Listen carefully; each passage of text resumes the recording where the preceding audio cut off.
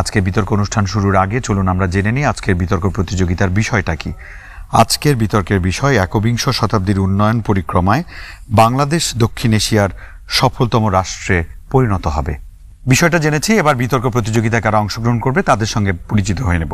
প্রতিষ্ঠান দুটোর নাম হচ্ছে পক্ষ কুমিল্লা বিশ্ববিদ্যালয় দীপশিখা দল, বিপক্ষে আজকে উপস্থিত আছেন ঢাকা বিশ্ববিদ্যালয় অমর একুশে হল স্বাধীনতা সংগ্রাম দল। দর্শক, আমরা অবশ্যই বিতর্ক প্রতিযোগিতা শুরু করব তার আগে আমাদের পক্ষ দলের যারা মূল বিতার্কিক আছেন তাদের সঙ্গে পরিচিত হয়ে নেই। আল নাইম, গণযোগাযোগ ও সাংবাদিকতা বিভাগ, কুমিল্লা বিশ্ববিদ্যালয়, স্নাতক, চতুর্থ বর্ষ। কাউসার আহমেদ বাঁধন, ব্যবস্থাপনা বিভাগ, স্নাতক, চতুর্থ বর্ষ, কুমিল্লা বিশ্ববিদ্যালয়। সাদিয়া আফরিন দীপা, গণিত বিভাগ, স্নাতকোত্তর, কুমিল্লা বিশ্ববিদ্যালয়। মূল বিতার্কিকদের সম্পর্কে আমরা একটা ধারণা নিলাম, এবার পরিচিত হব আমাদের সহ বিতার্কিক হিসেবে আজকে পক্ষ দলে কারা আছেন। মহসিন জামিল, নৃবিজ্ঞান বিভাগ, স্নাতক, দ্বিতীয় বর্ষ, কুমিল্লা বিশ্ববিদ্যালয়। সাবরিনা আলম, ব্যবস্থাপনা শিক্ষা বিভাগ, স্নাতক, চতুর্থ বর্ষ, কুমিল্লা বিশ্ববিদ্যালয়। অজয় চন্দ্র বর্মন, পরিসংখ্যান বিভাগ, স্নাতক, তৃতীয় বর্ষ, কুমিল্লা বিশ্ববিদ্যালয়। ফাতেমাতুজ জোহরা মিম, নৃবিজ্ঞান বিভাগ, স্নাতক, তৃতীয় বর্ষ, কুমিল্লা বিশ্ববিদ্যালয়। এবার চলুন বিপক্ষ দলে মূল বিতার্কিক যারা আছেন তাদের সঙ্গে পরিচিত হয়ে নেই। পিয়াস মাহমুদ, সফটওয়্যার ইঞ্জিনিয়ারিং, দ্বিতীয় বর্ষ, ঢাকা বিশ্ববিদ্যালয় স্বাধীনতা সংগ্রাম। সাল্লাল হোসেন, ফার্মেসি, তৃতীয় বর্ষ, ঢাকা বিশ্ববিদ্যালয় স্বাধীনতা সংগ্রাম। সার্জিস আলম, প্রাণীবিদ্যা বিভাগ, মাস্টার্স, ঢাকা বিশ্ববিদ্যালয় স্বাধীনতা সংগ্রাম। এবার আমরা জেনে নেব বিপক্ষ দলে সহ বিতার্কিক কারা আছেন উপস্থিত। মোহাম্মদ রবিন খান, উদ্ভিদ বিজ্ঞান বিভাগ, স্নাতকোত্তর, ঢাকা বিশ্ববিদ্যালয় স্বাধীনতা সংগ্রাম। শাফিনুজ্জামান, পদার্থবিজ্ঞান বিভাগ, চতুর্থ বর্ষ, ঢাকা বিশ্ববিদ্যালয় স্বাধীনতা সংগ্রাম। কফিল ইবনে কামাল, গণিত বিভাগ, স্নাতকোত্তর, ঢাকা বিশ্ববিদ্যালয় স্বাধীনতা সংগ্রাম। শাখাওয়াত হোসেন, ফার্মেসি, চতুর্থ বর্ষ, ঢাকা বিশ্ববিদ্যালয় স্বাধীনতা সংগ্রাম। দর্শক বন্ধুরা, পরিচিতি পর্ব শেষ, এবার আমরা চলে যাব মূল বিতর্ক যুদ্ধে। তার আগে যুদ্ধের নিয়মটি আমরা সবাইকে জানিয়ে দিই। বিতার্কিকদের অবগতির জন্য এবং আপনাদের জ্ঞাতার্থে জানাচ্ছি যে উভয় দলকে তাদের যুক্তি তর্ক উপস্থাপনের জন্য সর্বমোট 19 মিনিট সময় প্রদান করা হবে। অংশগ্রহণকারী দল দুটো নিজেরাই নির্ধারণ করবে যে তারা এই 19 মিনিটের সময়ের কতটুকু গঠনমূলক পর্ব এবং যুক্তিখণ্ডন পর্বের জন্য ব্যবহার করবেন। তাছাড়া অংশগ্রহণকারী বিতার্কিকেরা কে কত মিনিট বক্তব্য রাখবে সেটিও দলগুলো নির্ধারণ করতে পারবে। যুক্তিখণ্ডন পর্বে প্রয়োজন বোধে উভয় দলই একজন অতিরিক্ত বিতার্কিককে সুযোগ প্রদান করতে পারবে, অথবা গঠনমূলক পর্বের বিতার্কিকদের যে কেউ একজন যুক্তি খণ্ডন করতে পারবেন। প্রত্যেক বিতার্কিকের নির্ধারিত সময় 30 সেকেন্ড পূর্বে আমরা সতর্কতার সংকেত জানাবো এবং নির্ধারিত সময় শেষ হয়ে গেলে আমরা চূড়ান্ত সংকেত জানাবো। এবার আপনাদের জানিয়ে দেই আমাদের আজকের বিতর্ক প্রতিযোগিতায় পক্ষ এবং বিপক্ষ দলের বক্তারা কে কত মিনিট করে বক্তব্য প্রদান করবেন, অর্থাৎ বিতর্কে অংশগ্রহণ করবেন।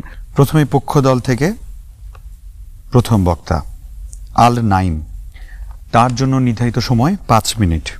অসংখ্য ধন্যবাদ বিজ্ঞ বিচারক মণ্ডলী আমাকে বিতর্কের মঞ্চে সুযোগ প্রদানের জন্য। বিজ্ঞ বিচারক মণ্ডলী, আজ আমি বলবো একটি স্বপ্নের কথা, একটি সম্ভাবনার কথা।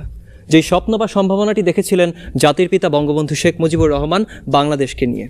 কেননা আজকে বিতর্কের বিষয়টি হচ্ছে একবিংশ শতাব্দীর উন্নয়ন পরিক্রমায় বাংলাদেশ দক্ষিণ এশিয়ার সফলতম রাষ্ট্রে পরিণত হবে।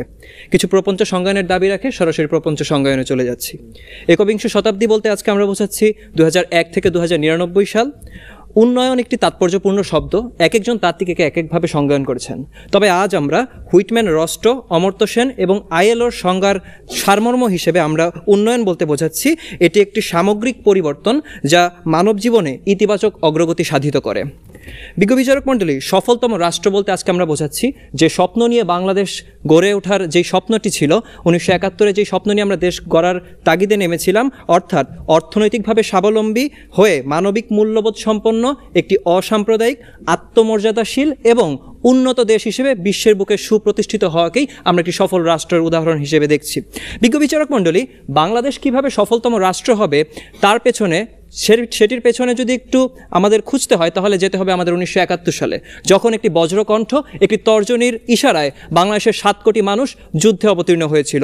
যুদ্ধ সম্পর্কে সম্পূর্ণ অজ্ঞ একটি জাতি তৎকালীন বিশ্বের অন্যতম শ্রেষ্ঠ একটি সৈন্যদলের বিপক্ষে যুদ্ধে ঝাঁপিয়ে পড়েছিল এবং জয়লাভ করেছিল। বিজ্ঞ বিচারক মণ্ডলী, কিন্তু আমরা দেখতে পাই 1975-এ আমাদের এই স্বপ্নভঙ্গ হয়। আমাদের অজানা নয় যে এরপর একটি দীর্ঘ পরিক্রমায় আমরা একটি স্বৈরতান্ত্রিক শাসনের মধ্য দিয়ে গিয়েছি।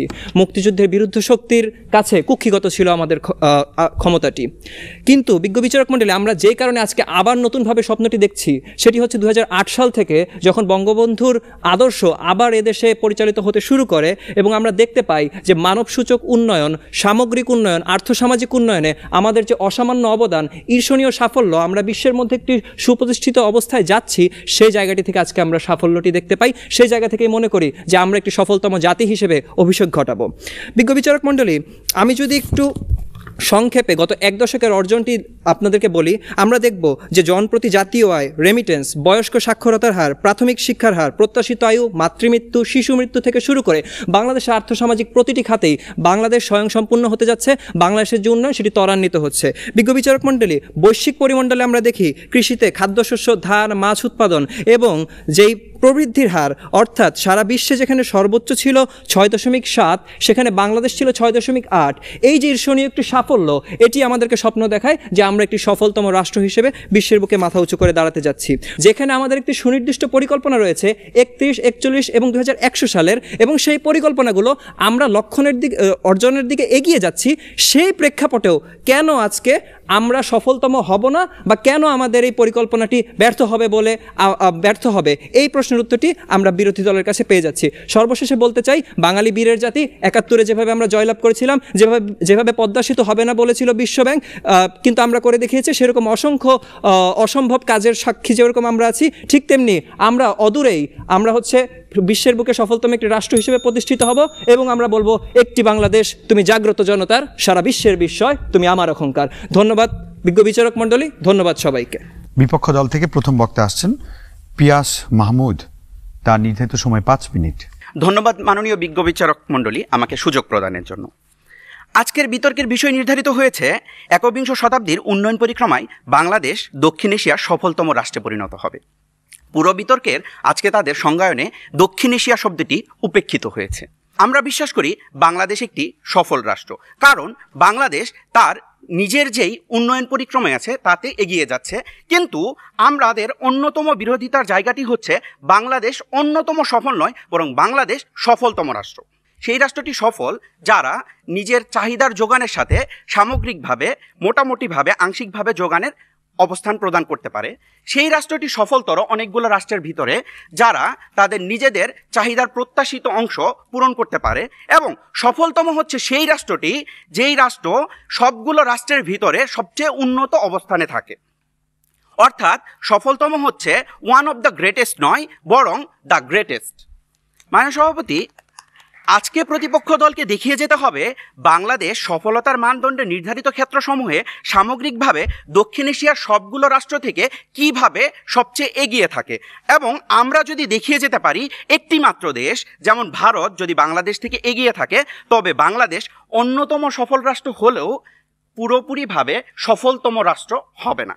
আমরা যদি আজকে ভারতের সঙ্গে আমাদের বাংলাদেশের শিক্ষা এবং স্বাস্থ্যের দিকে তাকাই, তাহলে আমরা ব্যাপক পার্থক্য দেখতে পারবো। আর চতুর্থ শিল্প বিপ্লব, এই 21 শতাব্দীতে যে চতুর্থ শিল্প বিপ্লব সংগঠিত হবে তা কিন্তু তথ্য প্রযুক্তির মাধ্যমে সংগঠিত হবে। আর আজকে যখন আমরা শিক্ষা ব্যবস্থায় দেখতে যাই, যখন সারা এশিয়ার মধ্যে, দক্ষিণ এশিয়ার মধ্যে শ্রেষ্ঠ বিশ্ববিদ্যালয়গুলোর তালিকা করা হয়, তখন দেখা যায় সেই জায়গায় ভারতের বিশ্ববিদ্যালয়গুলো বাংলাদেশের বিশ্ববিদ্যালয়গুলোর মানসূচকে অনেক এগিয়ে আছে। আজকে ভারতের যেই তথ্য প্রযুক্তির সর্বোচ্চ বিশ্ববিদ্যালয়টাও ভারতে, এবং শুধু দক্ষিণ এশিয়ায় নয়, বরং পুরো বিশ্বে ভারতীয় মাল্টিন্যাশনাল কোম্পানিগুলোর সিইও আজকে ভারতের। কারণ কি? কারণ তাদের শিক্ষা ব্যবস্থায় আমাদের দেশ থেকে অনেক এগিয়ে। এবং স্বাস্থ্যক্ষেত্রে, পুরো পৃথিবীর ক্ষেত্রে যদি আমরা চিন্তা করি, তাহলে স্বাস্থ্যক্ষেত্রে ইন্ডিয়া হচ্ছে চতুর্থ, এবং দক্ষিণ এশিয়ায় স্বাস্থ্যক্ষেত্রে ইন্ডিয়া হচ্ছে সর্বপ্রথম, যে ক্ষেত্রে আমাদের স্বাস্থ্য খাতের দুর্বলতা দিন দিন বৃদ্ধিই পাচ্ছে। মাননীয় সভাপতি, দেখুন ভবিষ্যৎ প্রতিকূলতার ব্যাপারটি। বর্তমানে ভবিষ্যৎ প্রতিকূলতার হিসেবে যেই বিষয়টি সবচেয়ে বেশি উল্লেখযোগ্য তা হচ্ছে জলবায়ু পরিবর্তন। এবং জলবায়ু পরিবর্তনের ফলে আমাদের দেশের একটা নিম্নাঞ্চল যেটা বন্যায় প্লাবিত হয়ে যেটা ভূমি তলিয়ে যাবে, তার ফলে কি হবে? তার ফলে আমাদের এই প্রতিকূলতা মোকাবেলা করার জন্য আরও নতুন নতুন পরিকল্পনা নিতে হবে। তারা যেই বদ্বীপ পরিকল্পনার কথা বলেছেন, সেই বদ্বীপ পরিকল্পনার ক্ষেত্রে কিন্তু শুধু নদী নালা এবং তা নিয়ে যে নদী নালা গুলাকে কীভাবে বৃদ্ধি করা যাবে এবং বন্যা দুর্গত থেকে কীভাবে রক্ষা করা যাবে সেই বিষয়গুলো নিয়ে কথা বলে, কিন্তু সমুদ্র গর্ভে বাংলাদেশ তলিয়ে যাওয়া থেকে কীভাবে উত্তরণ করবে সেই বিষয়টি নিয়ে বিস্তারিত আলোচনা হয়নি। মাননীয় সভাপতি, এই যে ভবিষ্যৎ প্রতিকূলতা এইটা ভারতের ক্ষেত্রেও যেমন আছে, আমাদের দেশের ক্ষেত্রেও আছে। তবে ভবিষ্যৎ প্রতিকূলতাটা ভারতের তুলনায় আমাদের বেশি, এবং আমাদের দেশ যেহেতু আকারে ভৌগোলিকভাবে খুবই ছোট একটা অবস্থানে আছে, তার ফলে আমাদের দেশের এই অসুবিধাগুলো বেশি পরিমাণে হবে। আমার দলের পরবর্তী বক্তাগণ তাদের পরবর্তী স্ট্যান্ড পয়েন্টগুলো আরও ব্যাখ্যা করা যাবেন। ধন্যবাদ সবাই। এবার পক্ষ দল থেকে দ্বিতীয় বক্তা কাউসার আহমেদ বাঁধন, তার জন্য নির্ধারিত সময় 5 মিনিট 30 সেকেন্ড। ধন্যবাদ বিচারক মণ্ডলী। আজকের বিতর্কের বিষয় নির্ধারিত হয়েছে একবিংশ শতাব্দীর উন্নয়ন পরিক্রমায় বাংলাদেশ দক্ষিণ এশিয়ার সফলতম রাষ্ট্রে পরিণত হবে। প্রথমে আমি চলে আসি কিভাবে আমরা সফলতম রাষ্ট্রে পরিণত হব এবং এই সক্ষমতাটা আছে। আমরাও মেনে নিচ্ছি আজ আমরা সফল দেশ। শুরু করছি 1972 সালে, যেখানে আমাদের জাতীয় বাজেট ছিল 4,985 কোটি টাকা, সেটি আমরা 6 লাখ কোটি টাকার বাজেটে পরিণত করেছি। 0 টাকার বৈদেশিক মুদ্রার রিজার্ভ আর্জ $42 বিলিয়ন পরিণত হয়েছে এবং একসময়ের 58% দারিদ্রতার হার আজকে 25% রয়েছে। খেয়াল করে দেখুন, আজকে রপ্তানিতে যেখানে 85% পোশাক শিল্প, তা পেরিয়ে আমরা আজকে জিডিপিতে সেবা খাত 52% এবং শিল্প 33%, যেখানে নতুন করে আমরা 5টা খাত যুক্ত করতে পেরেছি, যেগুলো হচ্ছে আমাদের হোম টেক্সটাইল, কৃষি, চামড়া এবং পাটজাত, যেগুলো $1 বিলিয়ন পরিণত হচ্ছে। অর্থাৎ স্বাধীনতার এই 50 বছরে যদি আমরা এতটুকু আসতে পারি, তবে 78 বছরে কেন আমরা সফলতম রাষ্ট্রে পরিণত হব না, সেটি হচ্ছে সবচেয়ে বড় প্রশ্ন। চলে আসুন, আজকে সবচেয়ে বড় প্রশ্ন, কেন আমরা দক্ষিণ এশিয়ার সফলতম হব, এর একটি সামগ্রিক বিচার বিবেচনা আমরা আজকে দেখিয়ে দিয়েছি।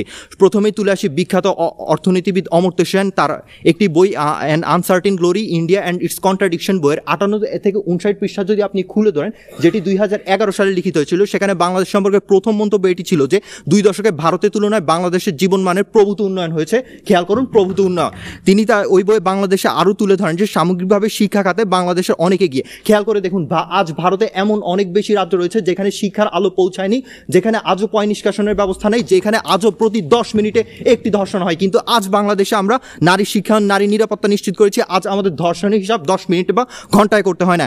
আজ যদি নারী সমানতায়নের কথা বলি, তাহলে বাংলাদেশ লিঙ্গ সমতায় 50তম অবস্থানে রয়েছে, যেখানে দক্ষিণ এশিয়ার কোনো দেশ 100-র মধ্যেই প্রবেশ করতে পারেনি।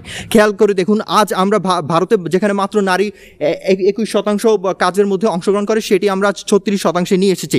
সাক্ষরতার আজ আমরা ভারতে সামগ্রিকভাবে ভারতের সমান অবস্থানে আছি। আজ যেখানে ভারতে 2095 থেকে 15 সালে 3 কোটির বেশি কৃষক আত্মহত্যা করে, সেখানে আমরা আজ কৃষিতে স্বয়ংসম্পূর্ণ অর্জন করেছি এবং ধান উৎপাদনের 3য় এবং 4র্থ অবস্থানে আমরা চলে এসেছি। খেয়াল করে দেখুন, আজকে তাহলে তারা অর্থনৈতিক সামগ্রিক উত্তরটি পাননি, তারা চেয়েছেন যে রাজনৈতিক স্থিতিশীলতা।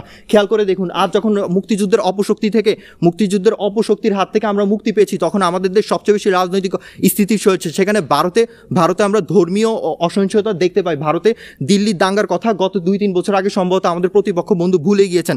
তারা আজকে বস্তুগত দৃশ্যমান অবকাঠামো উন্নয়নের কথা বলছে। আজ আমরা নিজস্ব অর্থায়নে পদ্মা সেতু করতে পারছি।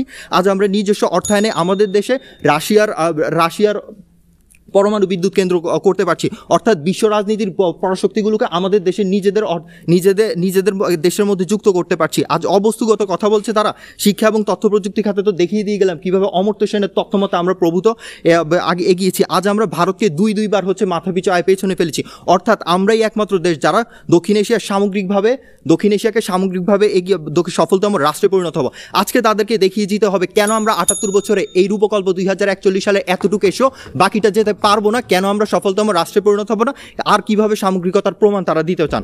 ধন্যবাদ মাননীয় বিচারক মণ্ডলী, ধন্যবাদ সবাইকে। বিপক্ষ দল থেকে দ্বিতীয় বক্তা সালাল হোসেন, তার নির্ধারিত সময় 5 মিনিট। ধন্যবাদ বিজ্ঞ বিচারক মণ্ডলী। বিজ্ঞ বিচারক মণ্ডলী, এতক্ষণ তাদের বক্তব্য শুনে মনে হলো বাংলাদেশ আমার স্বপ্ন, এরকম একটা উপস্থিত বক্তৃতা শুনছিলাম, কারণ তারা কোনো যুক্তি দিয়ে আজকের বিষয়গুলো দেখাতে পারেনি। মাননীয় সভাপতি, লক্ষ্য করুন, তারা আজকে বাংলাদেশের যে অর্থনীতির কথা বললো, তারা বললো বাংলাদেশ পোশাক শিল্প সহ বিভিন্ন শিল্পে অনেক বেশি উন্নয়ন করেছে। কিন্তু মাননীয় সভাপতি, এটাই একটি সমস্যা। বাংলাদেশের যে রপ্তানি অর্থনীতি, সেটি 81% তৈরি পোশাক খাতের উপর নির্ভরশীল। একটা দেশের অর্থনীতি যখন একটা ভিত্তির উপর এত বেশি নির্ভরশীল হয়ে পড়ে, তখন ভবিষ্যতে তার অর্থনৈতিক যে স্থিতিশীলতার বিষয় আসে, সেই বিষয়টি হুমকির মুখে পড়ে। সেটা যদি আমরা দেখতে পাই, ভেনেজুয়েলার দিকে তাকালে আমরা দেখতে পাবো তাদের অর্থনীতি একসময় অনেক বেশি তেলের উপর নির্ভরশীল ছিল, কিন্তু হঠাৎ করে যখন তেলের প্রভাবটি কমে গেল তাদের দেশ থেকে, তখনই তাদের দেশ একদম ভেঙে পড়লো। একবিংশ শতাব্দীর কথা যখন আপনি বলবেন, তখন আপনাকে চিন্তা করতে হবে যে এখন বাংলাদেশ যেই অবস্থানে রয়েছে, আজ থেকে 70 বছর পরে বাংলাদেশ সেই অবস্থানে থাকতে পারবে কিনা, আপনার সামনে কি কি চ্যালেঞ্জ রয়েছে, সেই চ্যালেঞ্জগুলো আপনি মোকাবেলা করতে পারবেন কিনা। বিজ্ঞ বিচারক মণ্ডলী একটু লক্ষ্য করুন ভবিষ্যৎ প্রতিকূলতা বাংলাদেশের কি কি রয়েছে। নাম্বার 1 সমস্যা রোহিঙ্গা সংকট। আমাদের দেশে যে 10 লক্ষ রোহিঙ্গা রয়েছে, সেই রোহিঙ্গাদের যদি আমি পুনর্বাসন করতে না পারি, ঠিকমতো তাদেরকে তাদের দেশে ফেরত দিতে না পারি, এত বিশাল জনসংখ্যা নিয়ে আমার যে উন্নয়নগুলো আমি করব, সেই উন্নয়নগুলো টেকসই হবে কি না, সেটা একটা প্রশ্নবিদ্ধ বিষয়। বিজ্ঞ বিচারক মণ্ডলী লক্ষ্য করুন, আমাদের জলবায়ুগত একটা সমস্যা রয়ে গিয়েছে। যেমন 2050 সালে যদি আমাদের সমুদ্রপৃষ্ঠের উচ্চতা 50 সেন্টিমিটার বৃদ্ধি পায়, তাহলে 11% এলাকা সমুদ্রগর্ভে তলিয়ে যাবে। ফলে আমাদের যে 1,80,00,000 লোক বাস্তুচ্যুত হবে, তাদের নিয়ে আপনাদের কোনোই পরিকল্পনা নেই। আপনারা শুধু বলছেন বাংলাদেশ সফলতম হবে, বাংলাদেশ উন্নয়ন করছে, উন্নয়ন করবে, এটা আমরা বিশ্বাস করি। অর্থাৎ বাংলাদেশ একটা সফল রাষ্ট্র থাকবে। বাংলাদেশ এখন যে ডেল্টা প্ল্যান নিয়েছে বা বদ্বীপ পরিকল্পনা নিয়েছে, সেই পরিকল্পনাগুলো শুধুমাত্র যাতে বাংলাদেশ একটা সফল রাষ্ট্র হিসেবে টিকে থাকতে পারে সেজন্যই নিয়েছে। কিন্তু বাংলাদেশের এখন পর্যন্ত আহামরি পরিকল্পনা নেই যেটা দেশের সফলতম হবে। বিজ্ঞ বিচারক মণ্ডলী লক্ষ্য করুন, তাহলে আমরা কি বলছি? আমরা বলছি যে বাংলাদেশ একটা সফলতম রাষ্ট্র থাকলেও বাংলাদেশের যে উন্নয়ন পরিকল্পনাগুলো রয়েছে, সেই পরিকল্পনাগুলোর কারণে বাংলাদেশ সফলতম হবে না। তারা একটা উদাহরণ দিলেন যে পদ্মা সেতু তৈরি করছি, রূপপুর পারমাণবিক বিদ্যুৎ কেন্দ্র তৈরি করছি। আমরাও বলেছি বস্তুগত এবং অবস্তুগত কাঠামো। একটা দেশ উন্নয়ন শুধুমাত্র আমি কতগুলো পদ্মা সেতু করলাম, কতগুলো রূপপুর পারমাণবিক বিদ্যুৎ কেন্দ্র করলাম, এটা দিয়ে হয় না। একটা দেশের উন্নয়নের জন্য বস্তুগত এবং অবস্তুগত, যেমন শিক্ষা, স্বাস্থ্য, এই বিষয়গুলোতেও অনেক বেশি উন্নয়ন করা লাগে। এখন মাননীয় সভাপতি, একটা দেশ আপনি যখন উন্নয়ন দাবি করবেন, উন্নত দাবি করবেন, তখন আপনার কি করতে হবে? তখন আপনাকে আপনার শিক্ষা ব্যবস্থাকে ঢেলে সাজাতে হবে। কিন্তু আমাদের বাংলাদেশের একদম উচ্চ পর্যায়ের যে শিক্ষা ব্যবস্থাগুলো রয়েছে, সেগুলোর দিকে তাকালে আমরা দেখতে পাই আমাদের শিক্ষা ব্যবস্থা কতটুকু ঢেলে সাজানো। আমাদের যে বিশ্ব র্যাঙ্কিংয়ে আমাদের যে বিশ্ববিদ্যালয়গুলো, সেগুলো কতটুকু উঁচু পর্যায়ে রয়েছে। তো আমাদের এই যে দেশগুলো, যেই অর্থনৈতিক ব্যবস্থা, শিক্ষা ব্যবস্থা রয়েছে, সেটা নিয়ে আসলে আমরা সফল দেশ হিসেবে টিকে থাকতে পারলেও সফলতম হব না, অর্থাৎ সবার সেরা হব না। তার জন্য আমাদের আরও অনেক পথ পেরোতে হবে, যে পরিকল্পনা এখন আমাদের নেওয়া হয়নি। ধন্যবাদ সবাইকে। পক্ষ দলের তৃতীয় বক্তা সাদিয়া আফরিন দীপা, তার জন্য নির্ধারিত সময় 5 মিনিট 30 সেকেন্ড। ধন্যবাদ বিজ্ঞ বিচারক মণ্ডলী আমাকে সুযোগ প্রদান করার জন্য। বিজ্ঞ বিচারক মণ্ডলী, ইলানো রুজভেল্টের একটি উদ্ধৃতি রয়েছে। তিনি বলেছেন, ভবিষ্যৎ তাদের হাতেই যারা তাদের স্বপ্নকে বিশ্বাস করে। আজকে আমাদের প্রতিপক্ষ বন্ধুরা বলে গেলেন, আমরা যেই একই স্বপ্ন দেখছি, তারাও সেই একই স্বপ্নে বিশ্বাসী যে বাংলাদেশ দক্ষিণ এশিয়ার সফলতম রাষ্ট্রে পরিণত হবে। কিন্তু তাদের সাথে আমাদের তফাৎটি এই জায়গায় যে আমরা আমাদের স্বপ্নকে বিশ্বাস করছি, কিন্তু আমার প্রতিপক্ষ বন্ধুরা আসলে তাদের স্বপ্নকে বিশ্বাসই করছেন না। যদি বিশ্বাস করতেন, তাহলে আজকে তারা বলতে পারতেন না যে বাংলাদেশ আজকে সফল রাষ্ট্র হিসেবে তারা স্বীকার করে নেয়ার পরেও বাংলাদেশ একবিংশ শতাব্দীতে দক্ষিণ এশিয়ার সফলতম রাষ্ট্রে পরিণত হতে পারবে না। বিজ্ঞ বিচারক মণ্ডলী, আজকের বিতর্কের বিষয় নির্ধারিত হয়েছে একবিংশ শতাব্দীর উন্নয়ন পরিক্রমায় বাংলাদেশ দক্ষিণ এশিয়ার সফলতম রাষ্ট্রে পরিণত হবে। পক্ষে বলছি। বিজ্ঞ বিচারক মণ্ডলী, শুরুতেই বলছি, আজকে প্রতিপক্ষ দলের দ্বিতীয় বক্তা এসে বলে গেলেন যে আমাদের রপ্তানি খাত এবং আমাদের জিডিপি নাকি এককভাবে পোশাক খাতের উপর নির্ভরশীল। কিন্তু তিনি এখানে একটি ভুল তথ্য দিয়ে গেছেন। আমরা রপ্তানি করছি সবচেয়ে বেশি পোশাক খাত থেকে, আমরা সবচেয়ে বেশি রপ্তানি আয়টি পাচ্ছি, কিন্তু আমাদের জিডিপি কোনোভাবেই এককভাবে পোশাক শিল্পের উপর নির্ভরশীল নয়। এখানে একটি পরিসংখ্যান তুলে ধরছে যাতে বিষয়টি পরিষ্কার হয়ে যায়। বিজ্ঞ বিচারক মণ্ডলী, জিডিপিতে মোট আয়ের সেবা খাত থেকে আসছে 52% এবং শিল্প থেকে আসছে 33% এবং কৃষি থেকে আসছে 14%। যেখানে আমরা সেবা খাত থেকে 50%-এর অধিক পরিমাণ প্রবৃদ্ধি অর্জন করতে পারছি, সেখানে কিভাবে পোশাক শিল্প থেকে আমরা এককভাবে প্রবৃদ্ধি অর্জন করছি, এটি আজকে আমাদের বোধগম্য নয়। বিজ্ঞ বিচারক মণ্ডলী, এছাড়াও 2030 সালের মধ্যে পোশাক শিল্পের পাশাপাশি আমরা আরও যে খাতগুলো থেকে অধিক মুনাফা অর্জন করতে পারবো, তার মধ্যে একটি হচ্ছে হচ্ছে চামড়া খাত থেকে আমরা 2030 সালের মধ্যে $10 বিলিয়ন অধিক মার্কিন ডলার রপ্তানির লক্ষ্যমাত্রা আমরা ইতিমধ্যে নির্ধারণ করেছি এবং এর পাশাপাশি রয়েছে আমাদের হিমায়িত পণ্য, কৃষিজাত পণ্য এবং পাটজাত পণ্য, এবং এইসব খাতে আমরা $1 বিলিয়ন অধিক লক্ষ্যমাত্রা নির্ধারণ করেছি। আজকে তারা বলে গিয়েছেন যে কিভাবে বাংলাদেশের সাথে ভারতের তুলনা করে আমরা প্রমাণ করে যেতে পারি যে বাংলাদেশ দক্ষিণ এশিয়ার সফলতম রাষ্ট্রে পরিণত হবে। বিজ্ঞ বিচারক মণ্ডলী, ভারতে এখনও এমনও প্রদেশ রয়েছে যেখানে বিদ্যুতের আলোই পৌঁছায়নি এবং ভারতে বর্তমানে 0.2 মিলিয়ন পরিবার এখনও বিদ্যুৎ সংযোগের বাইরে। তাহলে তারা কি করে বলতে পারছেন যে ভারত বাংলাদেশ থেকে এগিয়ে আছে? এটি আমার বোধগম্য হচ্ছে না। অর্থাৎ আমরা দেখেছি আমাদের যে পরিকল্পনা সে মোতাবেক আজকে আমরা কিভাবে সফলতার পথে ধীরে ধীরে এগিয়ে যাচ্ছি। বিজ্ঞ বিচারক মণ্ডলী, এরপরে চলে আসছি আমাদের বদ্বীপ পরিকল্পনায়। আমরা যে মিয়ানমার এবং ভারতের কাছ থেকে 2012 এবং 2014 সালে সমুদ্রসীমা বিরোধের চূড়ান্ত নিষ্পত্তি লাভের মাধ্যমে 1,18,813 বর্গ কিলোমিটার এলাকার স্বত্বাধিকার লাভ করেছি, এই সুনীল অর্থনীতির উপর নির্ভর করে আমাদের দেশ কিন্তু বিপুল পরিমাণ সফলতার দিকেই এগিয়ে যাচ্ছে এবং এই লক্ষ্যে 2017 সালের জুনে ভারতের সাথে একটি সমঝোতা স্মারক স্বাক্ষরিত হয়েছে এবং এই লক্ষ্যে চীন এবং ইউরোপিয়ান ইউনিয়নের সাথে আলোচনা দ্রুত গতিতে এগিয়ে চলেছে। তারা জানতে চেয়েছেন কিভাবে বাংলাদেশ এই সফলতার মাপকাঠিতে পৌঁছবে। তাদের জ্ঞাতার্থে বলছি, সারা দেশে 100টি বিশেষ অর্থনৈতিক অঞ্চল ও 39টি হাইটেক পার্ক প্রতিষ্ঠা করা হয়েছে। এখানে 1 কোটির বেশি মানুষের কর্মসংস্থান হবে এবং সেই সাথে $40 বিলিয়ন সমমূল্যের পণ্য উৎপাদন হবে। তাই বিজ্ঞ বিচারক মণ্ডলী, সামগ্রিক দিক বিবেচনা করে আমরা বলতে পারি যে বাংলাদেশ যেখানে শিক্ষা খাতে হয়তো ভারতের চেয়ে একটু পিছিয়ে আছে বলে তারা মনে করছেন, কিন্তু পাকিস্তানের 9টি বিশ্ববিদ্যালয় কিন্তু বিশ্বের শীর্ষ বিশ্ববিদ্যালয়ের তালিকায় অন্তর্ভুক্তি লাভ করেছে। তাই বলে পাকিস্তান কি সফলতম রাষ্ট্রে পরিণত হতে পারবে? এ প্রশ্ন তাদের কাছে রয়ে যায়। তাই আজকের বিতর্কের বিষয়টি যেন আমাদের পক্ষে আসে। ধন্যবাদ বিজ্ঞ বিচারক মণ্ডলী, ধন্যবাদ সবাইকে। বিপক্ষ দল থেকে এবার তৃতীয় বক্তা আসছেন সার্জিস আলম। তার নির্ধারিত সময় 5 মিনিট 30 সেকেন্ড। ধন্যবাদ বিজ্ঞ বিচারক মণ্ডলী। বিজ্ঞ বিচারক মণ্ডলী, আজকে পক্ষ দলের তৃতীয় বক্তা যেখানে শেষ করেছে সেখান থেকে শুরু করতে চাই। তিনি মাত্র বললেন যে ওয়ার্ল্ড র্যাঙ্কিংয়ে পাকিস্তানের 9টি বিশ্ববিদ্যালয় রয়েছে, কিন্তু সবচেয়ে দুঃখের কথা সেটি পাকিস্তানের মতো রাজনৈতিকভাবে এত বড় একটি অস্থিতিশীল দেশেরও যখন 9টি বিশ্ববিদ্যালয় 1000-এর মধ্যে র্যাঙ্কিংয়ে থাকে বিশ্বে, আমার বাংলাদেশের 3টিও থাকে না।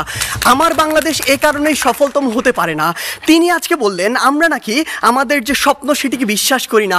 আমরা একটি দেশ নিয়ে যখন কথা বলবো তখন শুধু স্বপ্নের উপরে ভর করে থাকতে পারি না, ওই আবেগ দিয়ে চালিত হতে পারি না।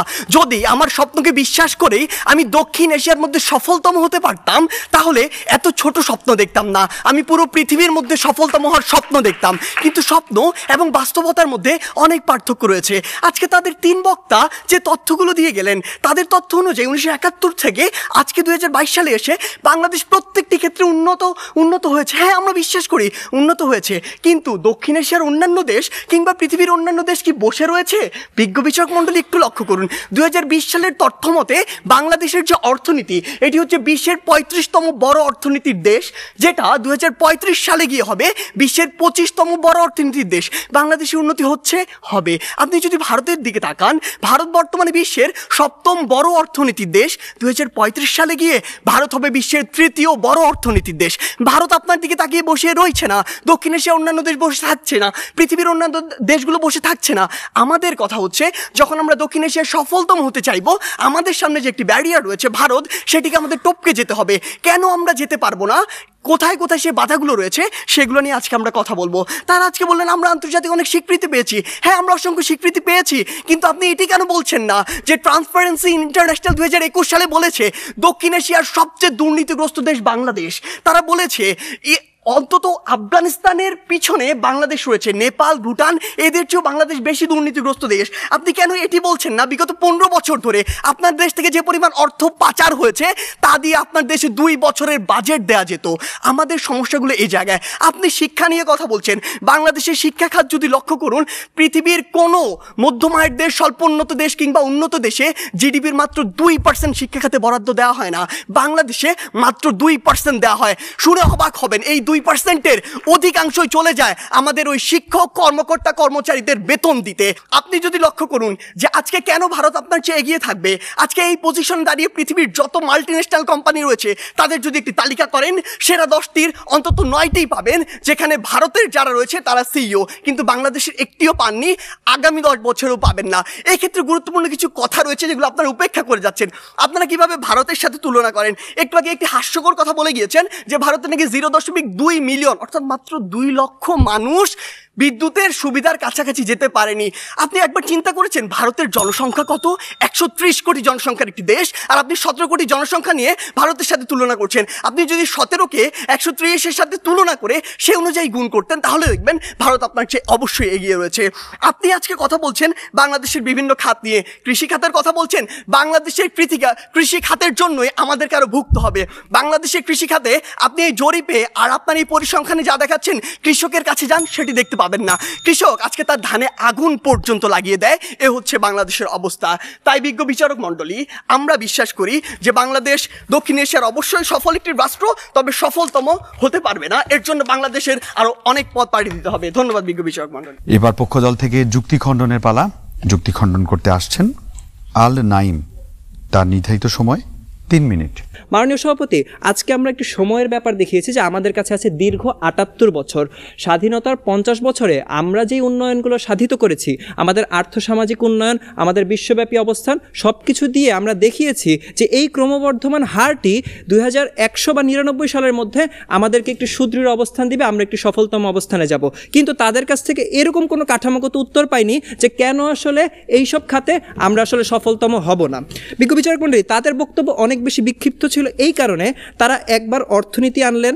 প্রথমে কিন্তু আমরা গার্মেন্টসকে সর্বোচ্চ গুরুত্ব আরোপ করিনি, পরবর্তীতে তারা আবার রাজনীতি আনলেন, পরবর্তীতে শিক্ষা আনলেন, পরবর্তীতে আবার তারা বাংলাদেশের শিক্ষকদের নিয়ে অনেক বেশি সমালোচনা করলেন। কিন্তু বিষয় হচ্ছে পৃথকভাবে এই একটিও কি সফলতম হওয়ার মাপকাঠি হতে পারে কিনা। মাননীয় সভাপতি, এই যে মূল্যস্ফীতির কথা তারা বললেন, কিন্তু এই যে দক্ষিণ এশিয়ায় চালের দাম কোন দেশে সবচেয়ে কম? বাংলাদেশে। মূল্যস্ফীতি কি বর্তমানে শুধুমাত্র বাংলাদেশের একটি সমস্যা? না মাননীয় সভাপতি, মাননীয় বিচারক মণ্ডলী, পুরো বিশ্বে ইউক্রেন রাশিয়া যুদ্ধের কারণে মূল্যস্ফীতিটি ছড়িয়ে গিয়েছে। সুতরাং তারা বাংলাদেশকে দিয়ে যেই বিষয়টি ব্যাখ্যা করতে যাচ্ছেন সফলতম হতে পারবে না, সেটি আমাদের কাছে গ্রহণযোগ্য নয়। বিজ্ঞ বিচারক মণ্ডলী, আজকে তারা শিক্ষার কথা বারবার বলছেন, কিন্তু শ্রীলঙ্কার দিকে তাকান, আজকে পাকিস্তানের দিকে তাকান। পাকিস্তানের 9টি বিশ্ববিদ্যালয় ওয়ার্ল্ড র্যাঙ্কিং আছে, শ্রীলঙ্কা এই রিজিয়নের, এই অঞ্চলের অন্যতম শিক্ষিত একটি দেশ, কিন্তু তারপরেও তাদের অর্থনীতি কিভাবে ভেঙে পড়েছে। মাননীয় সভাপতি, আজকে তারা গার্মেন্টস শিল্পের কথা বলেন যে গার্মেন্টস শিল্পের উপর অর্থনীতি সম্পূর্ণরূপে নির্ভরশীল, কিন্তু মাননীয় সভাপতি আমরা কিন্তু খুব সুস্পষ্টভাবে আরও 5টি খাত দেখিয়ে গিয়েছি যেগুলো বর্তমানে ইতোমধ্যে $1 বিলিয়ন ব্যবসায় উন্নীত হয়েছে। বিজ্ঞ বিচারক মণ্ডলী, তারা বারবার বলছেন যে পদ্মা সেতু দিয়ে উন্নয়ন বোঝায় না, কিন্তু বিজ্ঞ বিচারক মণ্ডলী আপনাকে বুঝতে হবে যেখানে পুরো বিশ্ব এই পদ্মা সেতুটি বাস্তবায়নের পক্ষে যুক্তি দেননি, এই পদ্মা সেতুটি বাস্তবায়ন করতে পারবে না বলে বলেছেন, সেখানে আমরা এটি সফল করেছি। অর্থাৎ আর্থসামাজিক অবস্থা, অর্থনীতি এবং শিক্ষায় আমাদের যে উত্তরোত্তর উন্নতি, সেটি অবশ্যই একটা সময় বাংলাদেশকে ছাপিয়ে যাবে। এবং অমর্ত্য সেন, কৌশিক বসু, আমরা সবাই সেই স্বপ্নটি দেখি, শুধুমাত্র তারা সেই স্বপ্নটি দেখতে পারছে না, সেজন্য আজকে আমরা হতাশ। আমরা আশা করি যে আজকে আমাদের পক্ষেই এই বিষয়টি যাবে। ধন্যবাদ মাননীয় সভাপতি, ধন্যবাদ সবাইকে। এবার বিপক্ষ দল থেকে যুক্তি খণ্ডন করতে আসছেন সার্জিস আলম, তার নির্ধারিত সময় 3 মিনিট 30 সেকেন্ড। ধন্যবাদ বিজ্ঞ বিচারক মণ্ডলী আমাকে আবার সুযোগ দেওয়ার জন্য। বিজ্ঞ বিচারক মণ্ডলী, তাদের যুক্তি খণ্ডনে তারা আজকে একটি অবাক করার মতো কথা বলেছেন, যেটা শুনে আমরা রীতিমতো খেয়ে গিয়েছিলাম। যে আমরা 3 জন বক্তা 6 থেকে 7টি ক্ষেত্র দেখিয়েছি, এই ক্ষেত্রগুলোর উপরে সামগ্রিকভাবে একটি দেশের উন্নতি নির্ভর করে। কোনোদিন একটি ক্ষেত্র দিয়ে একটি দেশের উন্নতি আমরা ডিফাইন করতে পারি না। আমরা ক্ষেত্রগুলো দেখিয়েছি ব্যবসা, রাজনীতি, শিক্ষা, শিল্প, সব কিছুর আপনার একটি সামগ্রিক সমন্বয় প্রয়োজন। আপনি কখনো একটা ক্ষেত্র দিয়ে একটা দেশকে একটা ধাপ এগিয়ে নিয়ে যেতে পারবেন, কিন্তু একটা নির্দিষ্ট এলাকায় ভূ রাজনৈতিক প্রেক্ষাপটে আপনি কখনো সফলতম হতে পারবেন না। তাই আপনার সবগুলোর সামগ্রিক একটি উন্নয়ন প্রয়োজন। কেন আজকে আগামী 100 বছরে কিংবা 80 বছরে ভারত বাংলাদেশের থেকে এগিয়ে থাকে, এখানে গুরুত্বপূর্ণ একটি জায়গা রয়েছে ভারতের ভূ রাজনৈতিক যে অবস্থান সেটি, কিন্তু তারা আজকে একবার এটি গণ্য করছেন না। কারণ দেখুন, আজকে ভারতের একটি রাজ্যেরও আয়তন বাংলাদেশের আয়তনের চেয়ে বেশি। বাংলাদেশের 3 দিক দিয়ে ভারত রয়েছে। ভারত রীতিমতো একটি পরাশক্তি হয়ে উঠছে। আজকে ভারতের আইআইটির মতো প্রতিষ্ঠান, বিশ্বের 200টি বিশ্ববিদ্যালয়ের মধ্যে ভারতের এই আইআইটি প্রতিষ্ঠানই রয়েছে 3 থেকে 4টি, কিন্তু আমার এই বাংলাদেশের কোনো বিশ্ববিদ্যালয় 1000-এর মধ্যেও থাকতে পারে না। তাহলে সমস্যাটি কোথায়? আমাদের এই শিক্ষাক্ষেত্রে উন্নত করতে হবে।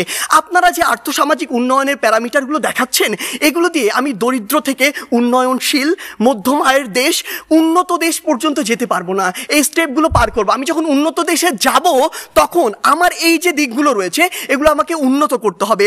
আমার যে ব্যবসা, এই ব্যবসা তরুণদের জন্য একটি জায়গা সৃষ্টি করতে হবে। আজকে কি হয়েছে? আজকে হয়েছে যে পুরো বাংলাদেশের যে হাসপাতালের যে সিস্টেম, স্বাস্থ্য খাত, এটি 8 থেকে 10টি কোম্পানির হাতে, মানুষের হাতে জিম্মি রয়েছে। এটি থেকে বের হয়ে আসতে হবে। আজকে আমাদের ঢাকা শহর কেন্দ্রিক সব কিছু সেন্ট্রালাইজড হয়ে গিয়েছে, এখান থেকে ডিসেন্ট্রালাইজ করতে হবে। ঢাকা শহর পৃথিবীর বসবাসের অনুপযোগী শহরদের মধ্যে অন্যতম। এই অন্যতম হওয়ার যে কারণটি, এই অন্যতম কারণটি হচ্ছে এটি। আমাদেরকে এই জায়গাগুলোতে কাজ করতে হবে। আপনি ডেল্টা প্লেনের কথা বলছেন, আপনি প্যারিস চুক্তির কথা বলছেন। এই প্যারিস চুক্তি থেকে যেমনটি ট্রাম্প করেছিল, যখন ইচ্ছা তাদের স্বার্থ থাকবে না, বের হয়ে যাবে। আপনাকে আপনাদের নিজের স্বার্থ দেখতে হবে। আপনি দেখবেন ওই কার্টাগোনা প্রোটোকল চালু হয়েছিল ঠিকই, যুক্তরাষ্ট্র মনে করেছে যে পরিমাণ কার্বন নিঃসরণের লিমিট দেওয়া হয়েছে সেটা তার পক্ষে মানা সম্ভব না, সে বের হয়ে গিয়েছে। তারা সেইটুকুই লক্ষ্য করবে। তাই মাননীয় বিচারক মণ্ডলী, আমরা বিশ্বাস করি বাংলাদেশ অবশ্যই সফলতম একদিন রাষ্ট্র হবে, সেটি আমরা স্বপ্ন দেখি, কিন্তু 21 শতাব্দীর মধ্যে এটি সম্ভব নয়। যখন আমাদের সামনে ভারত রয়েছে, সম্ভব হবে যদি আমরা যে সীমাবদ্ধ ক্ষেত্রগুলো দেখিয়েছি সেগুলোতে কাজ করতে পারি। আমরা প্রত্যাশা করি কোনো একদিন আমাদের প্রজন্ম বাংলাদেশকে সফলতম রাষ্ট্র হিসেবে দেখবে। ধন্যবাদ বিজ্ঞ বিচারক মণ্ডলী।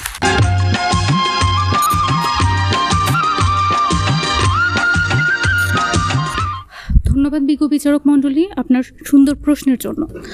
বিজ্ঞ বিচারক মণ্ডলী, বিজ্ঞ বিচারক, আপনি জানতে চেয়েছেন যে বাংলাদেশ ইতিমধ্যে ভারতের থেকে যে সূচকগুলোতে পিছিয়ে আছে, এই সময়ের মধ্যে বাংলাদেশ এই 21 শতাব্দীর মধ্যে কী কী পদক্ষেপ হাতে নিলে বাংলাদেশ ভারতকে ছাপিয়ে যেতে পারবে।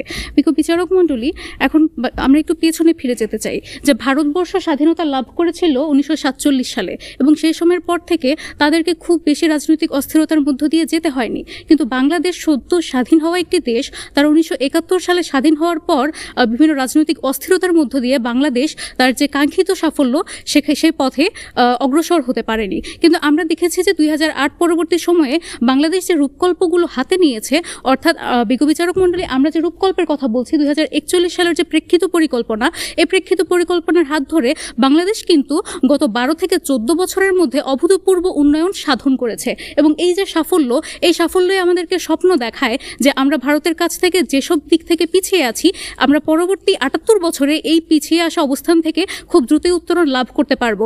ঠিক সেভাবে ভারতের কাছে বড় চ্যালেঞ্জ হচ্ছে তার এই বৃহৎ জনসংখ্যা এবং বৃহৎ আয়তন। তার এতগুলো প্রদেশকে একসাথে উন্নত করে ভারত পারবে না খুব সহজেই সফলতম রাষ্ট্র হতে, যেটি বাংলাদেশ চাইলে পারবে তার এই ক্ষুদ্র আয়তনের মধ্যে তার যে মানব সম্পদ রয়েছে এবং তার যে প্রেক্ষিত পরিকল্পনা রয়েছে, তাকে কাজে লাগিয়ে সিঙ্গাপুরের মতো উন্নত দেশে পরিণত হতে। ধন্যবাদ বিজ্ঞ বিচারক মণ্ডলী, ধন্যবাদ সবাইকে।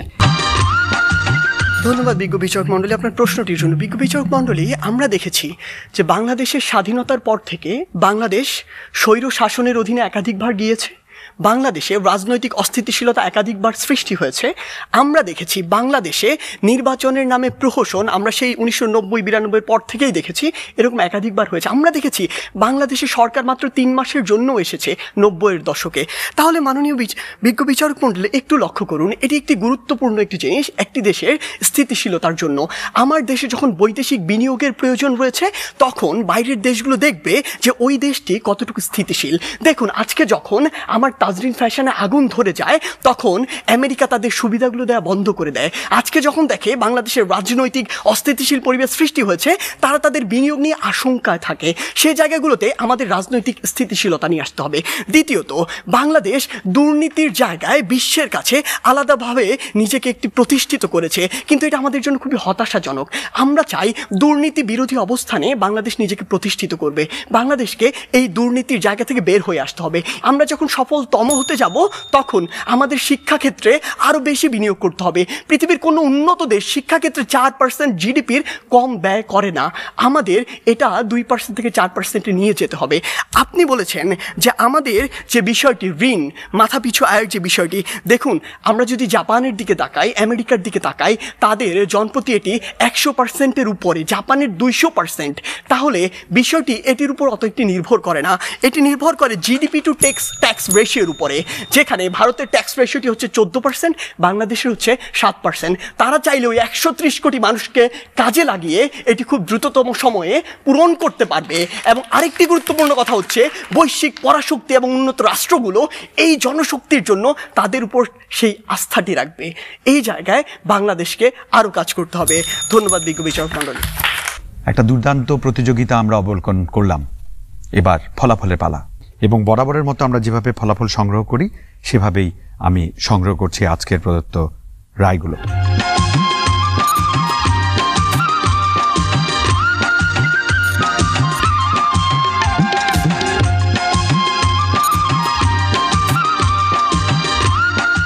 আপনারা জানেন 3 জন বিচারকের দেয়া রায় থেকে আমরা ফলাফল নির্ধারণ করি, এবং সর্বোচ্চ 2টো ব্যালট যদি কারো পক্ষে যায় আমরা তাকে বিজয়ী হিসেবে গণ্য করি। প্রথম ব্যালট পেপারটি আমার হাতে আছে। আজকের বিতর্ক প্রতিযোগিতায় বিজয়ী দলের নাম প্রথম ব্যালট পেপার অনুযায়ী ঢাকা বিশ্ববিদ্যালয় অমর 21 হল স্বাধীনতা সংগ্রাম। এবার আমরা দ্বিতীয় ব্যালট পেপারটি হাতে নিলাম। এটাকে আমরা বলতে পারি ফলাফল নির্ধারণী ব্যালট পেপার। সম্মানিত বিচারকদের রায় বলছে দ্বিতীয় ব্যালট পেপারে আজকের বিতর্ক প্রতিযোগিতায় বিজয়ী দলের নাম ঢাকা বিশ্ববিদ্যালয় অমর 21 হল স্বাধীনতা সংগ্রাম। নিয়ম অনুযায়ী 3টি ব্যালট পেপার থেকে 2টো ব্যালট পেপারই আমাদের ঢাকা বিশ্ববিদ্যালয় আজকে যে দল স্বাধীনতা সংগ্রাম তাদের পক্ষে গেছে। অনুষ্ঠানের নিয়মানুবর্তিতায় আমি এবার তৃতীয় ব্যালট পেপারটি খুলে আপনাদের জানাচ্ছি ফলাফলটা কি। তৃতীয় ফল অনুযায়ী আজকের বিতর্ক প্রতিযোগিতায় বিজয়ী দল ঢাকা বিশ্ববিদ্যালয় অমর 21 হল স্বাধীনতা সংগ্রাম। অভিনন্দন আজকের বিজয়ী দলকে। অর্থাৎ 3টি ব্যালট পেপারই আজকে আমাদের বিজয়ী দলের পক্ষে গেছে। এবার আমাদের অনুষ্ঠানের একেবারে শেষ অংশে আমরা চলে এসেছি এবং খুঁজে নিব আমাদের কাঙ্ক্ষিত শ্রেষ্ঠ বিতার্কিককে। একই নিয়মে আমি খুঁজে বের করব প্রথম ব্যালট পেপার, অর্থাৎ আমাদের বিচারক মণ্ডলীর রায় কি বলছে। প্রথম ব্যালট পেপার বলছে আজকের শ্রেষ্ঠ বিতার্কিক সার্জিস আলম। এবার দ্বিতীয় ব্যালট পেপারটি আমার হাতে। সম্মানিত বিচারক মণ্ডলীর প্রদত্ত রায় অনুযায়ী দ্বিতীয় ব্যালট পেপার বলছে আমাদের শ্রেষ্ঠ বিতার্কিক সার্জিস আলম। অর্থাৎ 2টো ব্যালট পেপারই রায় দিয়েছে আজকের শ্রেষ্ঠ বিতার্কিক সার্জিস আলম। তবে আনুষ্ঠানিকতা শেষ করার জন্য আমি তৃতীয় ব্যালট পেপারটিও পড়ে আপনাদের জানাচ্ছি ফলাফল কি। তৃতীয় ব্যালট পেপার বলছে আজকের বিতর্ক প্রতিযোগিতায় শ্রেষ্ঠ বিতার্কিক সার্জিস আলম। বিতর্ক ততক্ষণ সুন্দর যতক্ষণ সেটা তথ্য সমৃদ্ধ এবং যৌক্তিকতায় সীমিত থাকে। আমরা বিতর্ক করব আমাদের উন্নয়নের জন্য, আমরা বিতর্ক করব আরও সামনে এগিয়ে যাওয়ার জন্য। বিতর্কে আমাদের জীবন হোক অনেক সুন্দর, সাবলীল, ঐতিহ্য।